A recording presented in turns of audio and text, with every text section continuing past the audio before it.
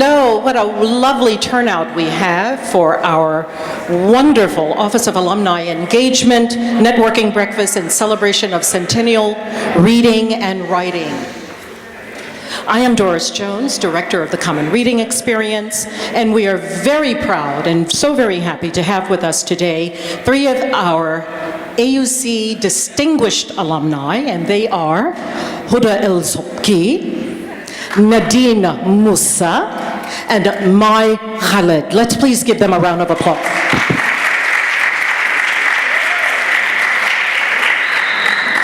I will come back to them in just a few moments to provide you with more details about their outstanding writing.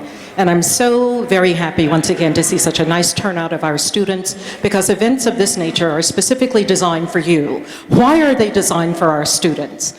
These types of activities not only allow you to see what your fellow AUCians are doing, specifically alumni, that they are maintaining collaborations with their undergraduate institutions, and they are also engaging in writing and reading. And I think it's so very important for you, our undergraduate students, to begin to develop a critical awareness about what our alumni are doing. So I want to also extend a round of applause to our students who are here.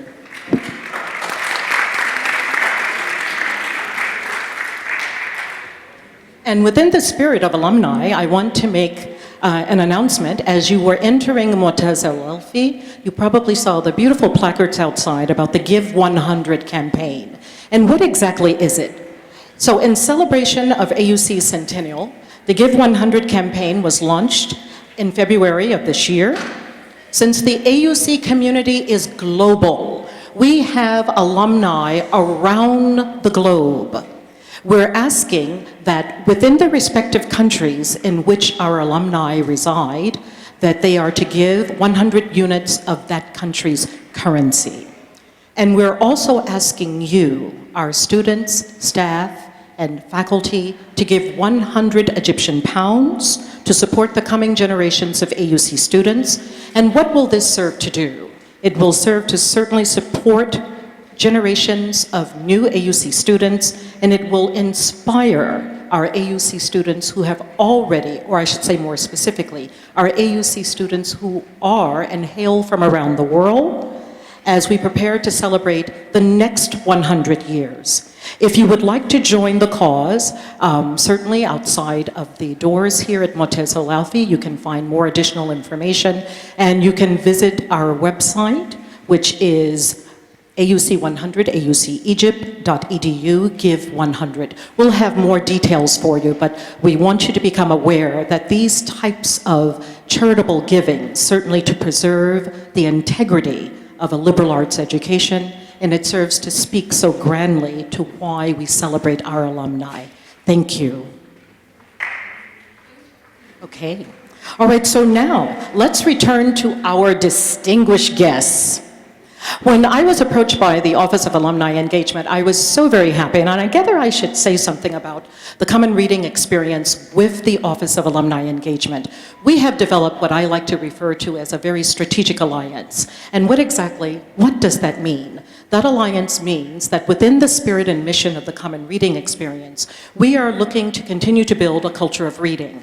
And it is so very honorable that we have three authors here with us. So the relationship, the collaborative engagement with the Office of Alumni Engagement is one in which we are mutually benefiting from building upon reading, capitalizing upon showcasing our AUC alumni, while also fostering a culture here at AUC in which we promote the tenets not only of a liberal arts education, but also fostering a culture of reading.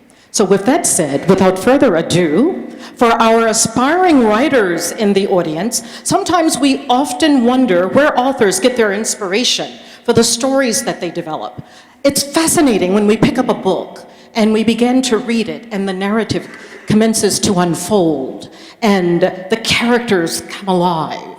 And we are always fascinated.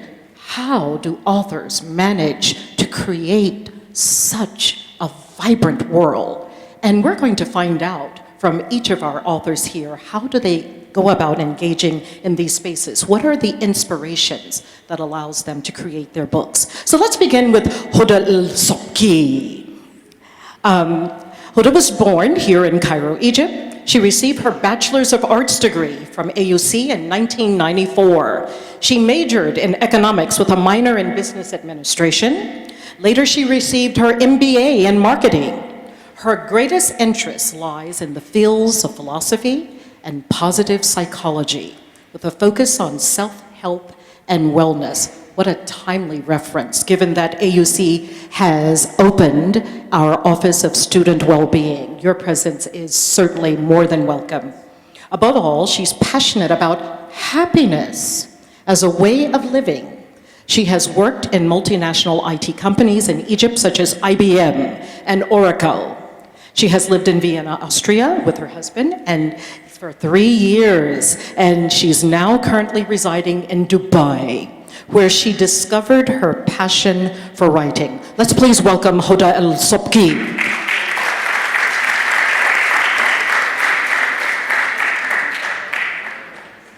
We also have with us Mai Khaled. Mai graduated from AUC in 1985 with a degree in, please remind me, yours? Mass communication, absolutely. She's the author of 6 novels. One includes Gymnasium, and she's going to talk about her latest manuscript, for which she has a copy of here. And Gymnasium, by the way, won the Best Novel Award in 2016 at the Cairo International Book Fair. She has also written 3 collections of short stories and a travel book. Mai's writing gives a fresh perspective on modern life through its rich detail and rejection of currently fashionable, as she says, precepts, in addition to focusing on the daily anxieties and uncertainties and paradoxes in the life of ordinary Egyptian families. Let's please welcome Mai Khaled.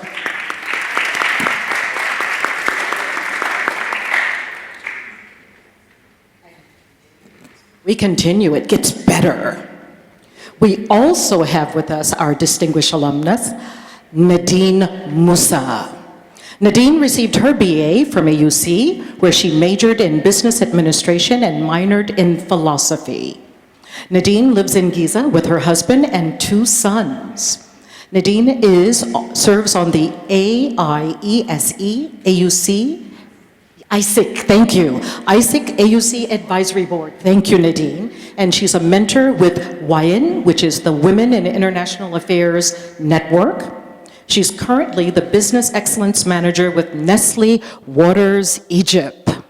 For Nadine, the Egyptian Revolution in 2011 awoke her passion for writing and her curiosity to understand the circumstances which unfold. She's the author of Tahrir Voices, 18 Ordinary Egyptians in 18 Extraordinary Days. This novel utilizes a unique storytelling approach with accounts of 18 diverse Egyptians during the 2011 revolution. Let's please welcome Mai Khaled and all of our guests.